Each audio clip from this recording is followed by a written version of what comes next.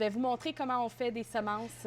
Bonjour, bienvenue au Centre de Jardin Floréal. C'est mon premier vidéo avec vous. Je vais vous montrer comment on fait des semences, que ce soit des plantes annuelles, que ce soit des plantes de légumes ou même des plantes tropicales. J'ai des semences tropicales aujourd'hui qu'on va planter. Puis ça, c'est des graines que j'ai récoltées de mon plant tropical. C'est un Chlorophytum Fireflash. C'est des graines qui sont très petites.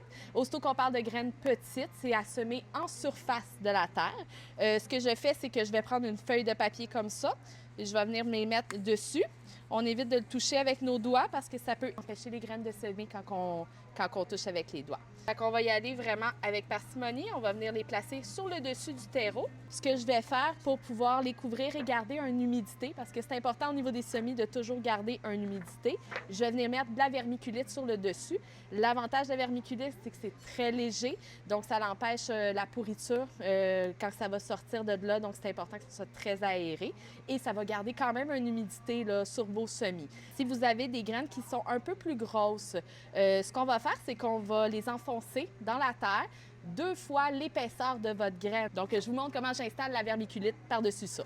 Donc, simplement avec les mains, je m'en viens d'en mettre par-dessus. Recouvrir vraiment un petit film. Il faut qu'on soit capable de supposer où est la terre en dessous. Donc, je ne mets pas vraiment une grosse épaisseur. C'est simplement pour garder l'humidité par-dessus mes graines. Par la suite, quand vos graines sont semées, vous avez déposé la vermiculite par-dessus. On va faire un spray, donc on va l'arroser, mais vraiment avec une eau très fine. Donc, on ne va pas mettre une eau qui est très pesante dessus. Il faut que ça soit vraiment un miss. Vous pouvez le faire soit avec la hose quand on est en été, mais présentement, on est en hiver. Je vous conseille de prendre un push-push à main. Donc, on pèse une fois dessus et c'est parti, ça l'asperge. Puis là, vous allez voir, la vermiculite va foncer un petit peu. Un coup que tout est humidifié, vous avez 2 choix. La première, c'est de le laisser à l'air et là, on va faire de la brumisation souvent. Donc, quand on dit souvent, c'est 2 à 3 fois par jour. On veut s'assurer que ça ne sèche jamais.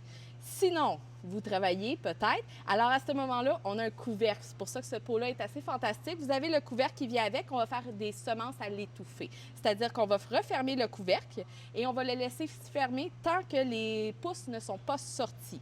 Un coup qu'on va commencer à voir des petites pousses sortir, vous avez sur le dessus une espèce d'étoile. Donc, vous allez simplement tourner l'étoile pour pouvoir avoir les trous d'aération.